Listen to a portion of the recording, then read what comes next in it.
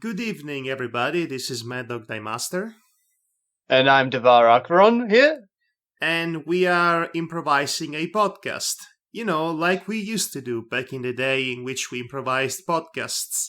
And we did not use to drown video game footage to talk about things. We just went on and did it. So, in this particular evening in which we are devoid of inspiration, as it were, for games to play, we are going to do a normal Team Yume branded podcast. Which, you know, it would be a nice way to convey and share with you some of the activities we've been, what's the term I'm looking for? Engrossed in? Engrossed in. That's good. That is a good suggestion of a word to use. So anyway, So basically this is Team Yume's vanilla flavor podcast. Well, the night is young. Who knows what we may, start talking about. We usually start out with something innocent enough, and then boom, we delve right into politics and murder, and then we murder somebody, and then we talk about the politics of murdering somebody. The politics of murdering microphones and the... oh yes, the microphones are the greatest victims of our experiments, so to speak. I don't know. I have to say that I'm a modest person, but the frame rate is always the one I murder the most. Yes, ever since I started editing audio, I became a stickler for it. I end up overcomplicating my job, as it were, because I not only have to remove as many stutters and inappropriate wording as possible to make the podcast easy to the ear, and, to my own highly elevated standards as of late, but I went so far as to try and remove breathing as well. And that is the most difficult part, because it really bothers me and bugs me, especially when I am using my own recording device. My breathing tends to be captured more heavily than anything else. In fact, I discovered through this means that I am indeed a heavy breather. I had no idea, because it's really annoying, as you can tell. Well, at least you're not as annoying as mouth breathers. Might as well be the same thing with me. In fact, in our recent playthrough of Creepy Castle, which, by the way, I have more things to say, I'm going to take advantage of this space immediately to talk more about that game, which I love. Yes, of course. You might notice in some of the episodes that at this point in time have been already uploaded on YouTube that there are some cuts here and there, some edits and all that, some more obvious, some more subtle, some you might not even notice. The reason why there are so many cuts and edits is because I am manually removing the parts in which you can hear me breathing. Unfortunately, I could not do as I pleased about that. There are still several portions of the episodes in which you hear me very heavily breathing, and I could not do anything about that, because otherwise I would be cutting too much vital elements. It couldn't be that bad, is it? Now you're putting that on purpose. But to give you an idea, that is what I hear whenever I edit those videos. I don't know about normal people, but that is what I hear as an audio editor. I'm going insane with that. But you know what? I decided that for this particular podcast, I'm going to go light on editing, especially on that level, because otherwise I'll go insane. So if you hear me breathing in the background while Devar is talking, please try to ignore it. But it just shows that he loves us. Right. So before I talk about my topics, is there anything you want to share with the audience? Let's start with you. Anything you like to discuss or talk about? Anything you're doing that requires attention? Anything at all? Go. I've been engrossed in a little mobile game as of late called Fire Emblem Heroes, actually. You too? Damn it! It's like everywhere. I'm a big fan of Fire Emblem. I've been a big fan since I first found out about it back in when Roy and Marth were introduced in Super Smash Bros. Melee. Oh, you mean like most Westerners then? Well, yeah, because back then I had no idea such a series existed. If I did know it existed, I would have been all over that because it's a strategy RPG game, for goodness sakes. And I love me some strategies like that. Like, I was a big fan of Fantasy Tactics on the PlayStation 1 when it was out. Final Fantasy Tactics, yes. By today's standards, that's the equivalent of a Diet Cola by today's standards, but that's only a testament of how much the genre of strategic RPGs have been evolving. Granted, Fire Emblem Heroes is essentially Fire Emblem Light because you only get and 4... freemium. Yes, it's a freemium thing. Which I mean, it's actually not that bad until later, but I'll get to at that point. But but if you go in expecting the usual grand choices that you can expect from Fire Emblem, then you're going to be out of luck in that case, because you're only allowed to take 4 units a time onto any map. But again, it's like the maps are so insultingly small. My full experience with strategic RPGs begins and ends with the Disgaea series, which I had to force myself into quitting because it was consuming my life. I have the opposite problem when it comes to strategy RPGs like, say, Disgaea and Fire Emblem. Basically, I get so far into the story that I kind of put it down for a long while before I get back to it. With Fire Emblem especially, because I find that the maps become not only bigger, but also battles last longer, so it's like an hour plus for every battle, so it's like, I gotta put this down and not come back to it for a while. Yeah, well, I am the opposite in that regard. When I get into a game, and I do mean really into, with my head full on diving into the metaphorical pool of water that is the game, I've been dipping myself into. That analogy escaped me for a minute. But yes, when I really get into something, I really cannot stop being into it up until there's nothing left for me to do with it. Yeah, I can understand that. I get like that. I used to be like that a lot more when I was younger. These days, though, I tend to not get so infused by video games. It has to be a very special game for me to get that enthralled. Case in point, Creepy Castle. That's what I was going with that, by the way. Yes, I can see that. Okay, so, you know me.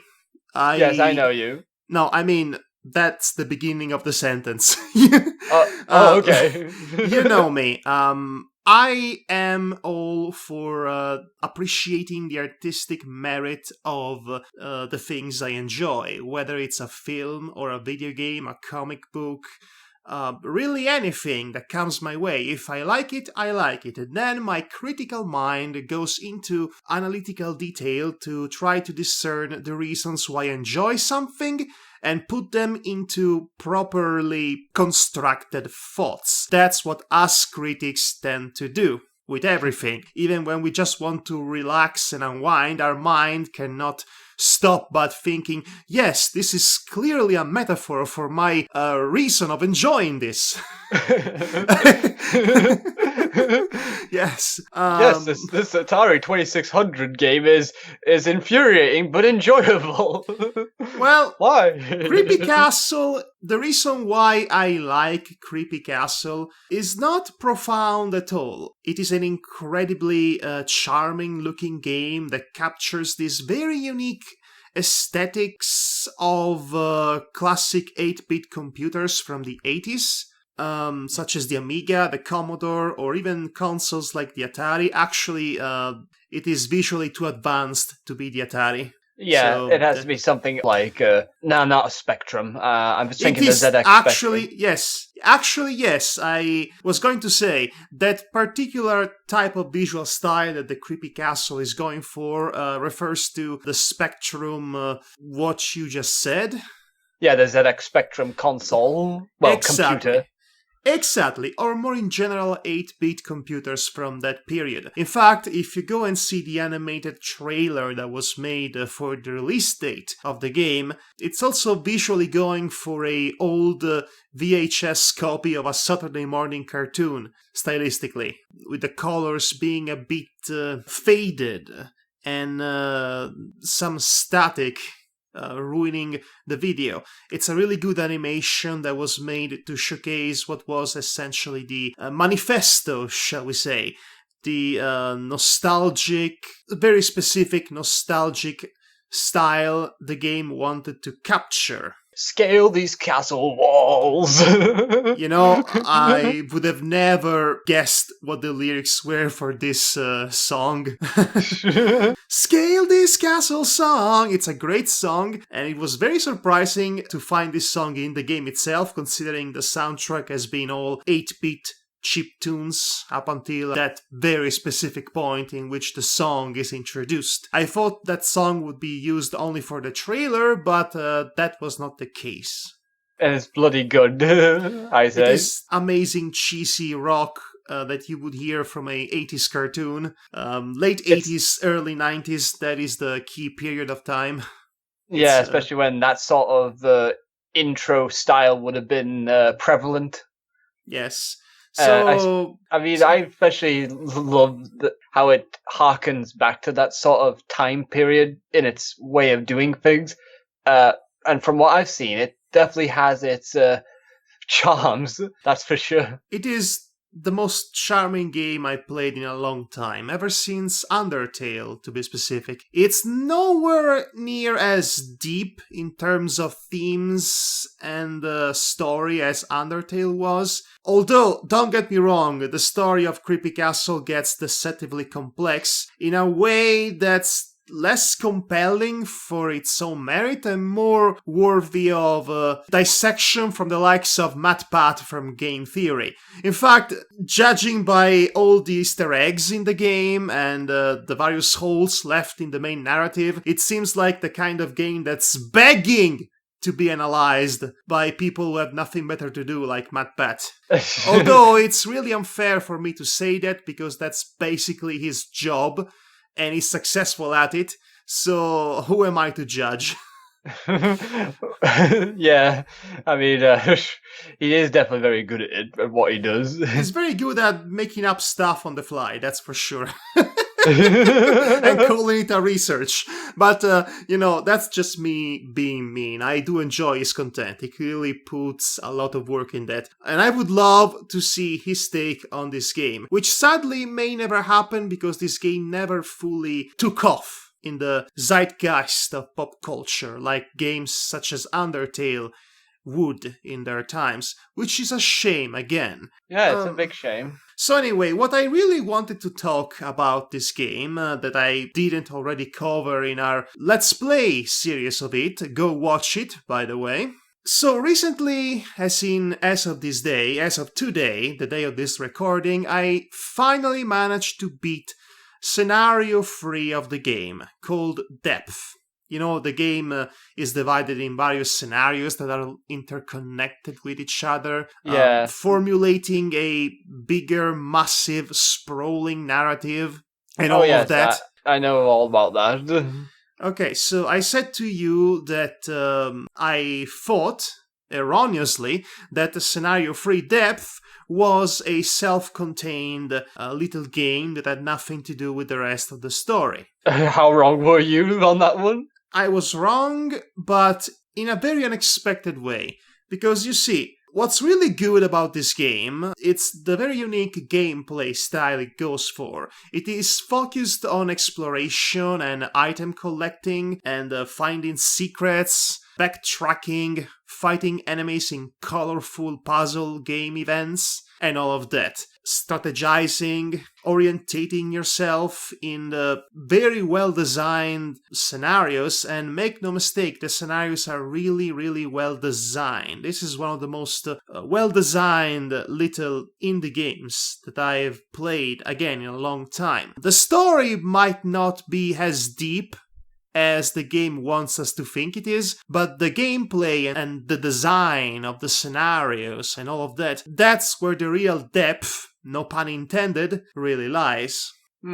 Now, depth, as in the scenario title depth. Yes. The way this scenario works is a little bit different from all of the other scenarios.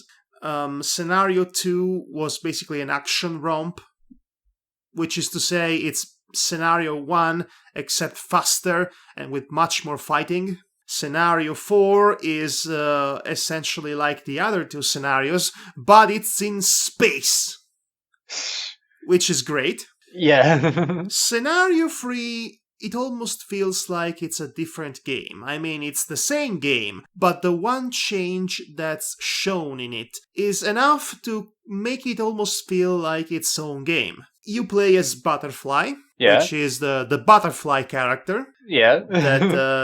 Because every character is basically named after their species, which is very uncreative, if you ask me. I mean, I understand the classic roots of this particular type of naming convention, when characters were used not really as characters, but as means to convey a moral and all that. Yeah. But from a practical standpoint, it makes these characters difficult to search online if they are just named after a species.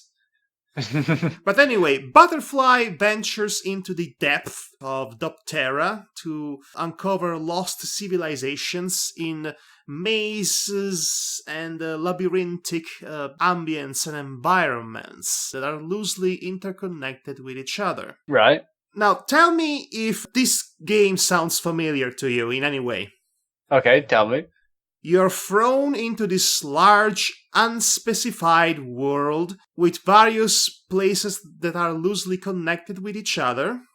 Yes. There is not a real plot to speak of, save for the very last few moments of the game.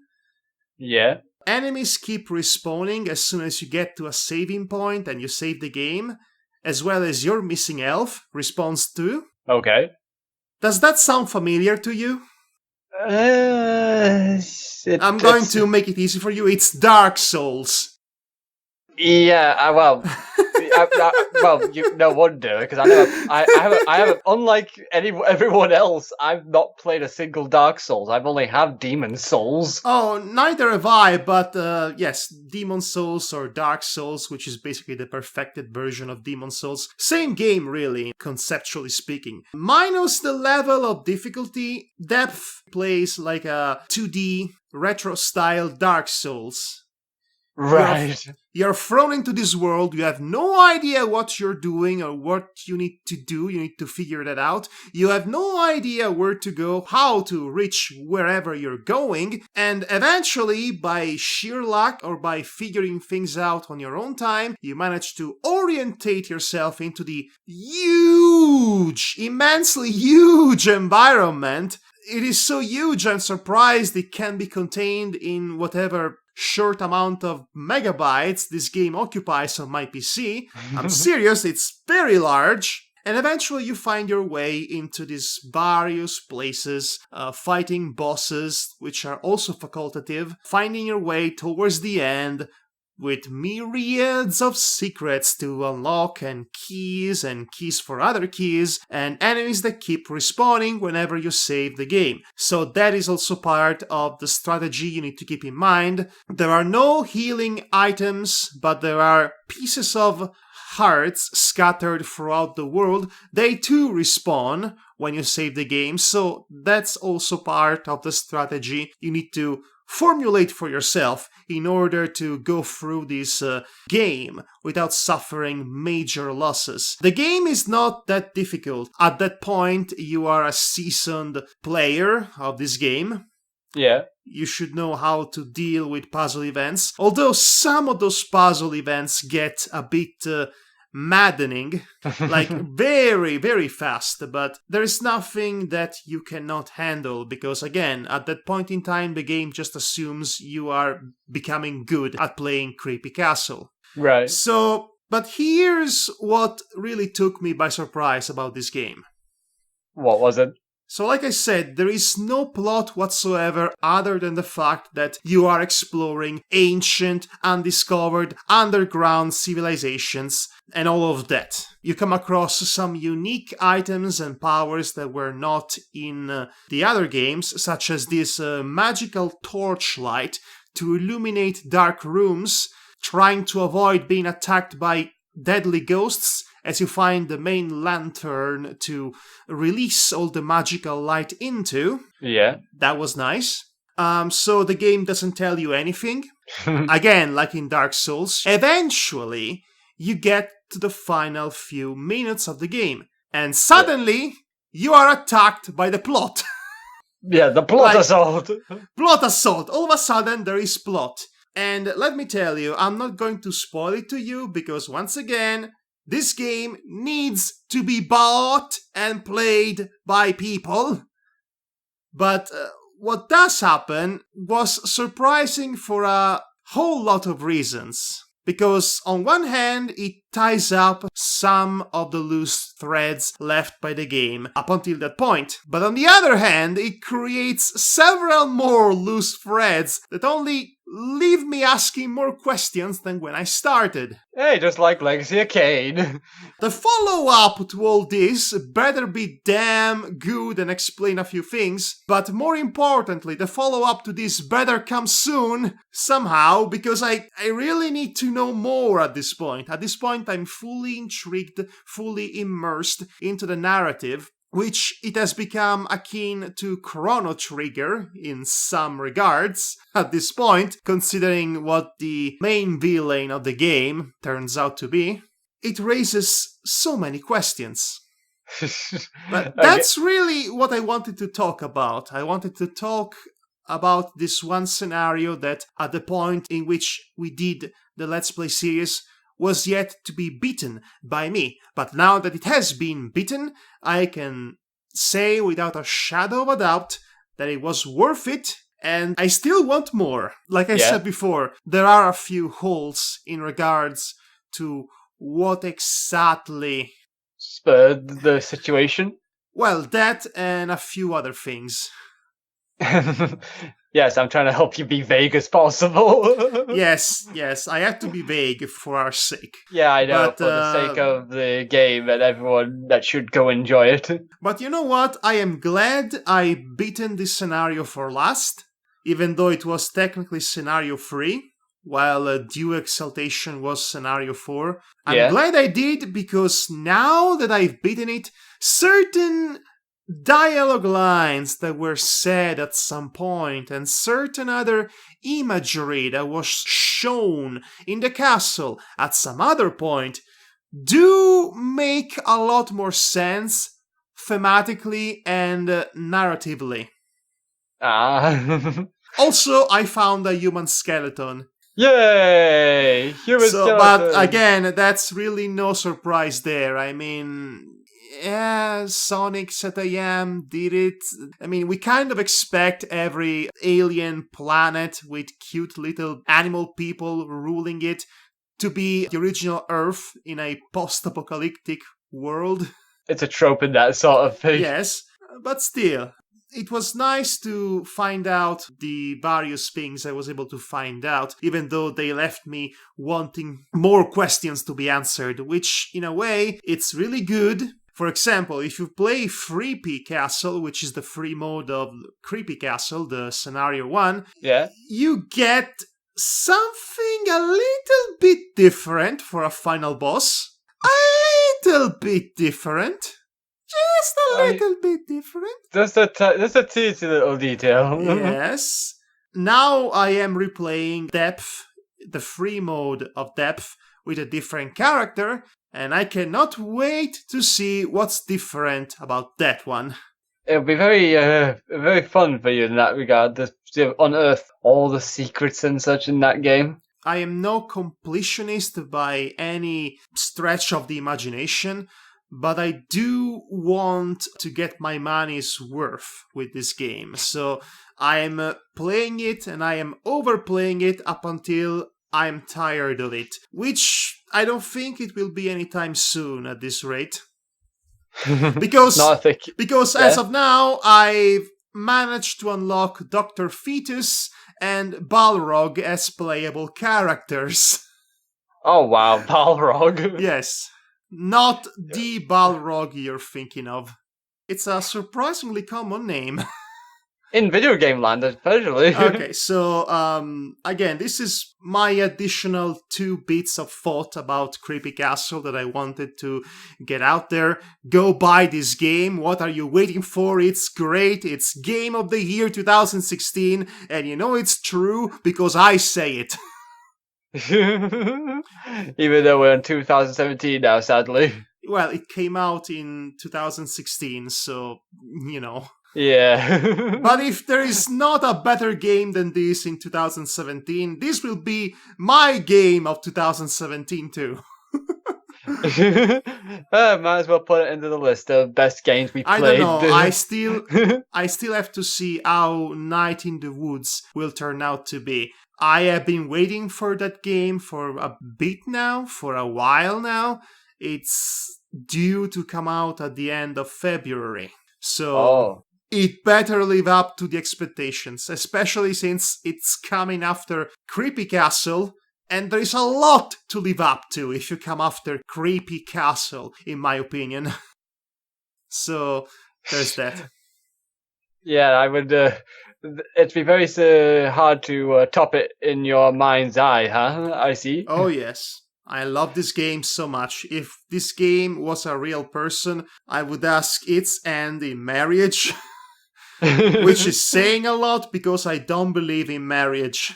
That definitely says a lot about you then. Anyway, so again, this is Creepy Castle. I'm putting it aside so that we can talk about something else that's not Creepy Castle. Oh boy. I would be thinking about if there's anything in Fire Emblem Heroes that I forgot to mention other than the drawing system in it for drawing heroes is very fair, unlike other games I've played, where on the freemium front, because you actually have a fair chance of getting a top star hero or even 4-star heroes, but sometimes the game will not give you the character you are expecting or want for obvious reasons, and it's very hard to train characters to go up to the top star level because by the time you get to 4-star level, you end up having to pay like a ridiculous amount of feathers that no one in their right mind would be ever getting anytime soon by any other means than money. So that's the only time it becomes unfair, because everything else was fair before that. Yeah, that is the racket of freemium games. Yeah, I mean, I understand why it's done that way, but it's like, there's other examples of games that have been way more unfair than Fire Emblem Heroes, and yeah, I don't think that any other game I played so far on the freemium front, or heard for that matter, makes it so easy to do everything that you could ignore paying the man, so to speak. The man. Yes, the man. He waits for your monies. But yeah, Fire Emblem Heroes is a decent game, and I found that I can play a lot of it without spending any money whatsoever, which is kind of my philosophy when playing a free game. I try and play it as much as I can without paying a single dime, cent, penny, pesos, whatever you want to call it. Ruby. Rupee, gold, Yen. gold, yen, pedantictas. Money. Money. Money that we got to have.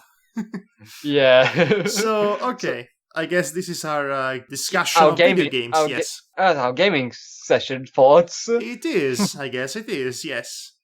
I mean, that's the only one I've been playing so far for an hour or two before I do anything else. I guess it's an healthy amount of hours to spend playing a single game, unlike me.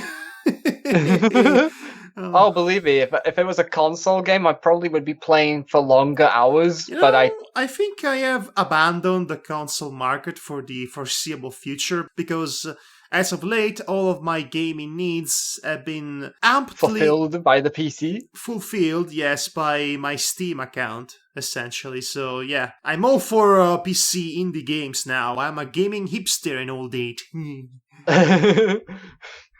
Oh boy, you a hipster. I can't imagine you being one. No, I am too authentic a person to be one. I was authentic before it was cool. Oh my god. I'm sorry about that. No. Well played. I'll give it to you.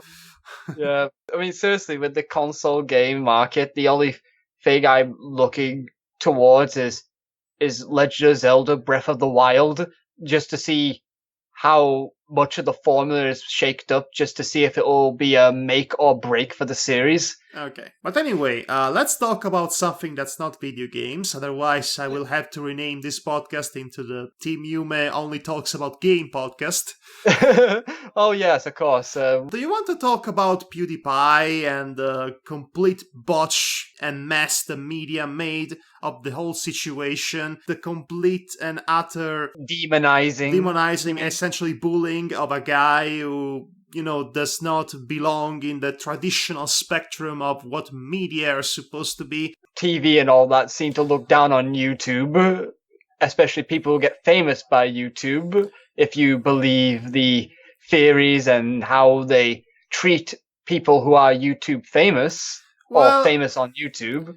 Well, there has to be some sort of jealousy. PewDiePie is the kind of guy that basically became a millionaire, making way more money that all the people who were mad at him could ever make, essentially, by playing video games and by making stupid, infantile, dumb jokes. But it works for him, and comedy is subjective. I would like to say that it's obvious to me that he's heavily inspired by South Park with how he presents himself in his humor. It's funny you should say that, because he was a guest in South Park at some point. I actually did hear about that and saw it was short scene of that. It was actually one of the better South Park episodes, to be honest. Ironically, the whole point, one of the many points that one episode of South Park was bringing in the forefront was the idea that new media and new means of entertainment were slowly replacing the old way, and the representatives of the old ways felt threatened and acted like angry grandpas, essentially. So, and that's exactly what's happening with PewDiePie and the Wall Street Journal and every other so-called news papa online, just wanting the clickbaits so much they would basically go as far as forging news at that point. It's because of this clickbait culture that Donald Trump really was facilitated into the White House. Yeah. Ironically, it's the same Trump who's calling the news fake news. And double ironic is that while the news are mostly fake for most other things, they are usually on point when it comes to whatever he is saying, because he is feeding them with all the most clickbaity, idiotic things anyone could ever do or say.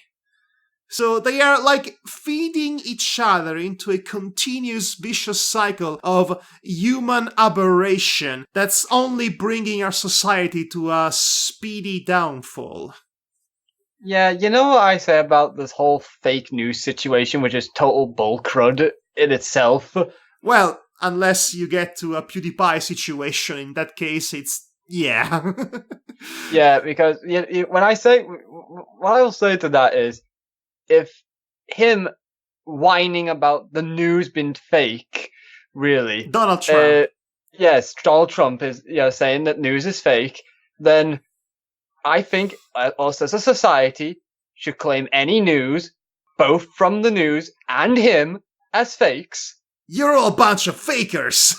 So until the situation is fixed, we must consider every news, even from him, fake. Okay, it's a bit more complicated than that, and let me explain why. But before that, let me round up my thoughts about the entire PewDiePie situation. Yes, because I can also weigh in on that one as well. I prefer to weigh in on that one. Okay, so I'm going to say this. I don't care for PewDiePie in the slightest. I don't care for his show and his comedy. He just made a couple of dumb jokes that happen to be anti-Semitic in nature for the specific purpose of pointing out, in a satirical manner, I might add, pointing out how just the people who are usually detracting him tend to take his jokes completely out of context.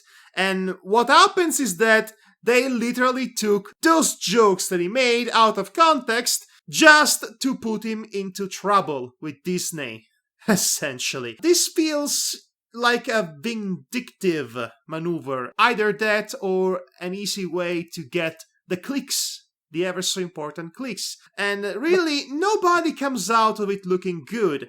Felix does not look good because he made dumb jokes that used Nazi imagery, and really, if you're not South Park, you would be hard-pressed to pull that off brilliantly. But at the same time, if Felix was South Park, nobody would have bothered to even point out that they are making Nazi-related jokes, because South Park is an household name of the traditional media. It's the establishment at this point. Felix, PewDiePie guy, guy, he is the new in the eyes of the old media. So that makes it a fresh new target practice, and that's exactly what's happening to him. He will bounce right back out of this because he's, at this point in time, a massive, super rich celebrity. In the meantime, they managed to rank up a few clickbaits, a few clicks, using very shady means. They put him into trouble, ruining his reputation for the time being. All they did was basically point out how just asinine and out of date and useless the traditional media and means of information have become, when the most reliable sources of journalism comes from YouTubers. Oh yes, yes. Apparently, yes. YouTubers have all the news on hand. They have integrity, daring to do something their own way because they don't want to be subjugated by a system that basically kills individuality and opinions and integrity and all of that. Honesty. So I will say this about the whole PewDiePie situation. Same thing with me, with you, Madhog. I do not care for his humor, nor do I care for the way he presents himself or his shows, but I do have a respect for the man. He obviously enjoys what he does, and because of that, that's very inspirational, I think, in its own right. But with this whole situation, it feels like forced controversy for the sake of it, just to take him down a peg, and no one is helped by it. Now, make no mistake, YouTubers themselves are no stranger to fabricated drama to increase the views, but nothing on the level of destroying each other's reputations like the traditional media seem to be willing to go to as far as their desperate search for clicks goes. Sadly, I think it's because PewDiePie is such a big YouTube household name in that regard that his words have weight to them, even if there's nothing in it. Oh, sure, when you have 50 million subscribers pending from your lips, anything you say will inevitably carry some weight. And he's not been nice about the traditional media. And honestly, the recent events have kind of completely proven his points. So, again, I don't think anybody really comes off this situation as the victor. But then again, we could say the same about everything that's been going on ever since Donald Trump was insidiated, or indeed anything that happened politically in 2016. Yes, it's all a big mess. In fact, that needs fixing. I was about to say this about Donald Trump before and his relationship with this current incarnation of the news, if you will. Go ahead. You look good in that tie, by the way, Bob. So, 1 year ago, when Donald Trump was emerging from the primary election as one of the surprising underdog runners, if you will, the only reason he was able to make it that far was because of the insane and hungry media coverage he received. He was a gold mine for first-page articles of whatever bigoted, racist, sexist, homophobic thing he might be saying. And the newspapers just ate it up. Just all of it, on. They kept absorbing, and they kept absorbing, and they kept receiving clicks, and they fattened themselves. And by fattening themselves, they've also fattened the Trump himself. And this contributed heavily into Donald Trump's victory in November. Now, there is a tragic irony about this. If he would have been completely ignored back in the day, he would have not gone anywhere. Yeah. But now that he is in power, if the media suddenly decide to ignore him, he could go on and do whatever the hell he wants without anybody knowing or contesting him. So now he's in the position, this very important position, in which we have to know whatever he's doing or saying, because he's technically the most powerful man in the free world. Below Congress. Thank goodness! But still, imagine if nobody covered the absolute mess that he was doing with the Muslim ban, and people would just said, hey, things are not so bad, nothing tragic is happening. No! The Muslim ban is happening! Wake up, sheeple! So, ironically, now that he's in power, he needs to be called out whenever he does something. And he needs to be at the center of attention. Otherwise, who knows what he can do in the shadows. But 1 year ago, ignoring him would have saved America. It would have saved a lot of But unfortunately, headaches. That's not how things work. And journalists, they have to eat. And this guy gave them a lot to eat. Donald Trump's weekly tweets make somebody's career every once in a while. It's that kind of situation now, and we cannot escape it. It's too late to escape it. We need to go full head on. And make sure that he knows that he's a hypocrite. So unless he's doing all this to get impeached on purpose, which is doubtful. Which is still a theory I have running around, because I don't think he even thought he was going to be elected. Considering his people's preparation for when they got to the White House the first time. Why is it when you say that, it sounds more like a comedy now? Whereas you go like, I'm going to say the most ridiculous things so that I will not get elected. Oh crap, I've been elected. Well, I have to say even more ridiculous things in order to get impeached. Oh crap, I'm still in power for 4 years. Well, it's funny you should mention that, because recently South Park said they were not going to make fun of Donald Trump anymore, because he's become very difficult to make fun of. And I can understand it, because how do you make fun of somebody who's already a living joke? Well, that and plus, maybe if they stop joking about him, he'll stop growing in power. It's more on the lines of no matter whatever outlandish thing you can come up as a satirical comedian for your show to make fun of a guy, anything he would do in real life would sound forever more outlandish than whatever you can come up with.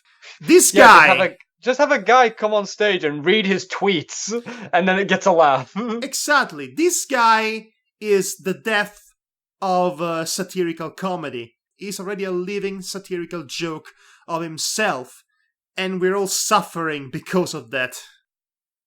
Seriously, what kind of joke, as a comedian, what kind of joke can you make about a guy that everyone is already joking about? I can understand that as a fan of comedy and a writer and a fan of satirical comedy. It's difficult to make fun of something to provide commentary about something when that's something you're making fun of or you're trying to make fun of for commentary reasons is already too outlandish in real life to really add anything to the argument. So yeah, I see where you're coming from on that one. So there's that. Yeah, oh boy. I'm out of my depth on the politics, really. I gave it a chance for like a whole year last year to take interest in politics, and it's caused me more grief than it has ever done, and made me even more jaded about the entire governments of every place I look to. Yes, well, maybe Canada is cool. Yeah, I mean, they seem like a nice lot. At some point last year, I talked to you about this wing of people that seem to have come out just in time for the elections and allowing Trump to win. This wing of disregarded, white trash, bigoted people that have been invisible by the more left-oriented mindset of politics in America. Yeah. They basically related to a guy who said everything they were thinking, essentially. And not to mention, has been continually feeding them falsities. Falsities to make themselves feel more vindicated. Yes. The news lies to you, and they believe that. The same way Hitler and Mussolini came to power, I might add, but that's besides the point. The point I want to make now is that don't be naive. These people did not come out of nowhere. They were emboldened by this guy that represented them for the first time in ages. And the opposition of Hillary Clinton was so underwhelming in their campaign, they basically made the same mistakes that previous candidates, aside from Obama, made, in that they were not popular or cool or hip or presentable or marketable, essentially. This combination of things, of elements, allowed someone like Trump, who stands out by default, to run rampant, as it were. But don't be naive in the fact that every country, no matter how cool looking it is from an outside standpoint, has that relatively small portion of the population that's bigoted, racist, has white suprematist tendencies, and tends to discriminate everybody who's not them. Every country has that particular portion of the population, which is usually a minority. Yes, it's a minority. It's usually a minority, but if it's emboldened enough and the other side is jaded enough, you can have results like Trump winning. But the point is, there are ways, smaller evils, if you will, to keep that population at bay, to give them an outlet, a political outlet, a very specifically designed political outlet for them that would allow them to have a representation without them just coming out all together strong whenever there is a guy that promises something to them specifically, which is something that happened with Trump. What was the undoing of the American election was the fact that there are only two parties to choose from. Technically, there are more, but there are only two parties that really count, unfortunately, which is a bit fascist, if you ask me. Yeah. And none of those parties really represent that really small percentage of the population that really wants something specific out of their political choices.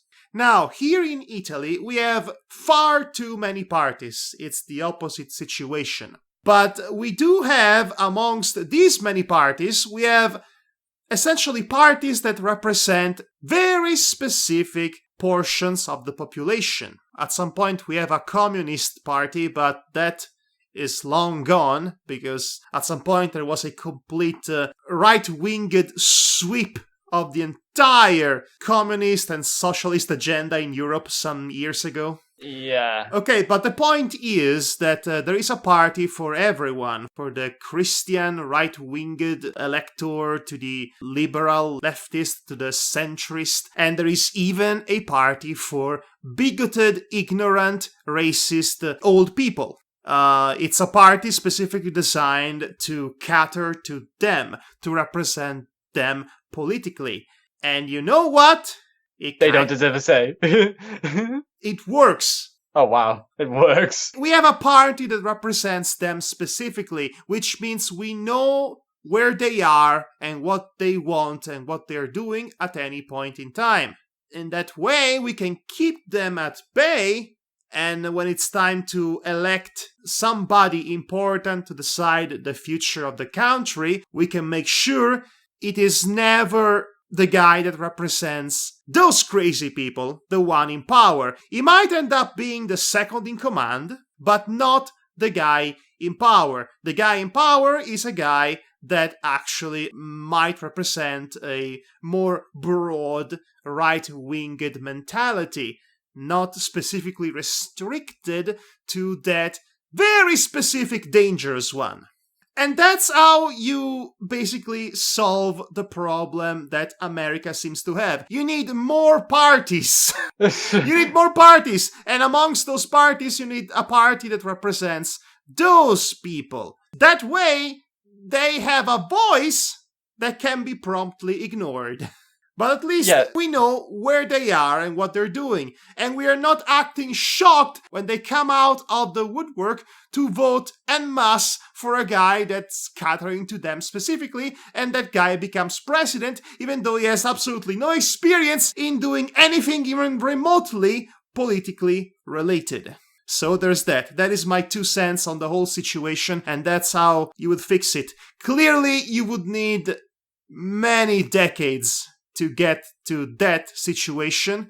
But you know what? Italian politics are not ideal. They are quite a mess for a variety of reasons. But at least we have this little thing nailed down. Yeah, I guess that's good in that respect for you in that part of the politics department. Lately, I've actually been talking with Demonox about a historical king. I actually don't remember if it was King George, if that was the name. But if I've got the wrong name, then I need to recheck. But still, there was this king who led his people, and he basically said all leaders must learn to work with the constraints they have, not fight against it. And I really like that philosophy, which strangely goes back to Donald Trump, who is not working with the constraints and is fighting against it. Yes, well, he must be thinking of himself as some kind of rebel without a cause, you know? I'm going against the system to do things that I want to do, such as putting my own family in a position of power. Also, I'm going to go frolicking in the wild with my best buddy, Vladimir Putin. We're going to have our own festival of friendship.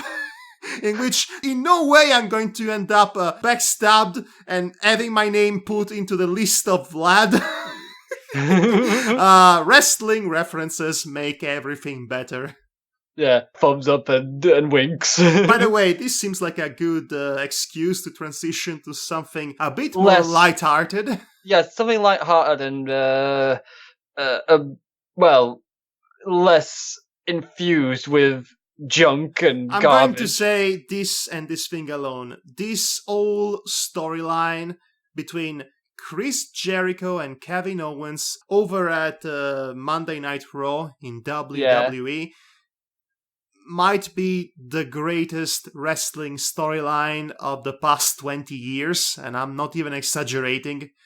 They nailed it down so well, so good. Everybody bought into it. They bought into the friendship because they were so funny, compelling to watch, so that when the inevitable moment of betrayal came, in a very unexpected way, I might add, it was a genuinely shocking moment. It was the moment that everybody dreaded because this was so good. And in a way, this storyline was so well crafted and well executed. The breakup point came in such a decisive way that it pretty much smacked the smark out of all the smarks, wrestling fans. Yeah. I have to admit, hearing not backlash, but the response. The responses to everyone was so heartbroken by the entire thing, like going, no, why, Kevin? This we was had great. it so good. The whole segment of the Festival of Friendship itself was pure genius. From Chris Jericho coming into the ring dressed as Tom Jones, essentially, to the tacky art, the painting, the freaking painting. Oh my gosh. That painting made everyone's day. Is the greatest thing I've ever seen in my life. And then Gilbert making an appearance and Kevin Owens destroying him.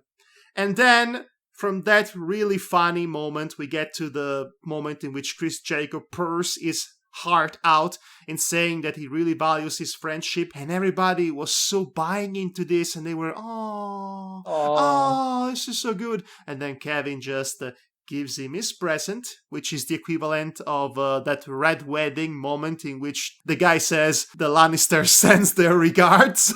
The camera work was excellent. Other than the performances themselves, the camera work was excellent because we pan into Chris Jericho's face of surprise as he acknowledges that there is his name on the new list, and then the camera shows that it is the list of KO.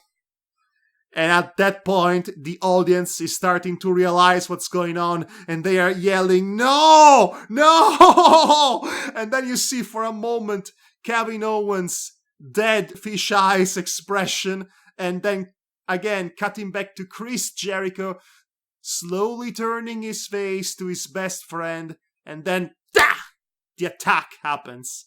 And it's every bit as brutal as it is shocking. It works. They did it.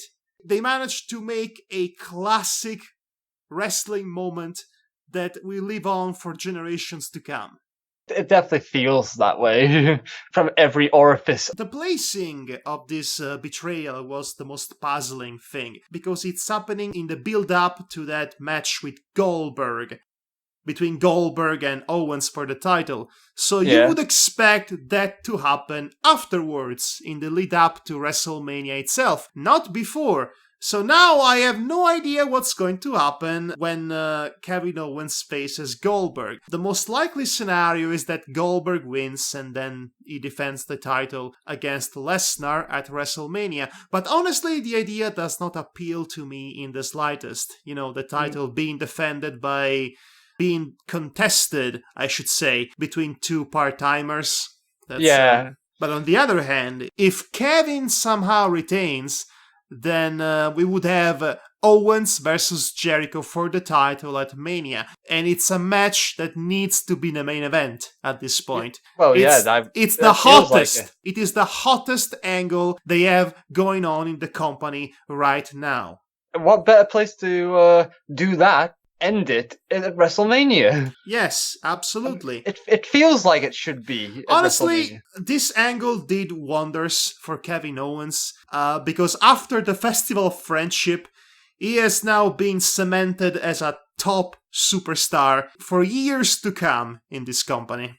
Which is fantastic. Which is very good. Speaking of very good, I really hope they do something about as good with Braun Strowman, which I told you before is my favorite guy right now. I love him. Monster heel that comes out and kills people, that's been booked like a freaking god among men.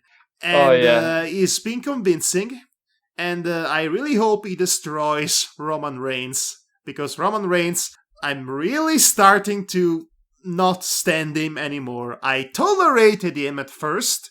I was neutral. Now, after that Royal Rumble fiasco, I want to see him pay. Yeah, okay? It'd be nice if that could happen. I mean, there is no doubt in my mind that he's going to eventually fight against The Undertaker at WrestleMania. Which, again, we could have had Cena versus Taker, instead we get the sloppy seconds, as it were. But let's make the most of it and turn Roman heel once and for all. Ideally, that's the scenario that makes more sense, but you know WWE, they do one thing right and several others wrong. Okay, so anything to say or to add before we go out? In flames? Only a moral to take away. Go on. If you ever decide to read the entire D&D rule sets, then Rage Powers list, the list of Rage you will be reading. That will take you an age to read. Yes. Okay. You will rage! Aren't you glad that the character I gave you for your upcoming D&D one-shot campaign, wink wink, is not a barbarian? Oh, no. I'm not going to say what your character class is, because I want it to be a surprise to everyone what people's characters are. It's going to be a far cry from many times from Beachside, let me tell you. Yeah, just before we cut off and all that, just to let everyone know about this one-shot session, at least. Each and every one of us are going to be doing a one-shot session, to take time off from Beachside, essentially, which has been put on hiatus. Well, at least two of us so far. Well, two of us so far. That'll be me and one other, which is Demonox, who is in the plans of one. As an extra bit of bonus information here, which I'll probably cover when the one-shot session of mine will finally come to light, this is going to be a beta for a system I am creating, essentially. Oh, goody. So, yeah, you get to be guinea pigs for this system I'm creating, to see how much I might have screwed up the system. So it will be interesting in ways that I'm not foreseeing properly right now. Well, considering how I intend to play my character, that also should provide some unforeseeing results. I'm expecting that from both you and Ross right now, just so you know. Oh, I cannot wait to see what kind of character Ross is coming up with. Yeah, I've seen Ross DM, but I've never seen Ross player so far, so that should be good. But anyway, enough teasing you about may or may not upcoming D&D one-shot campaign, which will probably take a long time to properly conjure up. Well, especially with me, considering I'm trying to make it more about story. Yes, we all know you're kind of a perfectionist when it comes to certain things. But anyway, this has been Madhog Master. And I've been Devar Akbaron, and I apologize for the super serious moments of this serious moments of this podcast. Well, we can't all be silly the entire time now, can we? No, I no, mean, we could, but that's usually what our gaming sessions are like. Yeah, I know, but Speaking of I'm, which, yeah. I do believe you are in the midst of editing a certain series. Oh, yes, I'm blazing slowly for it. That's for sure. You're giving way too many hints, my friend. Oh, yes. I mean, it could be Sky Blazer. It is Or not. is it? Anyway, good night, everybody. See Yes. you, or in this case, hear you, next time. Yes, take good care of yourselves, everyone. Scale these castle walls! The rage will take you! The world's arduous climb towards harmony is nearly over, and the only thing in its way is you.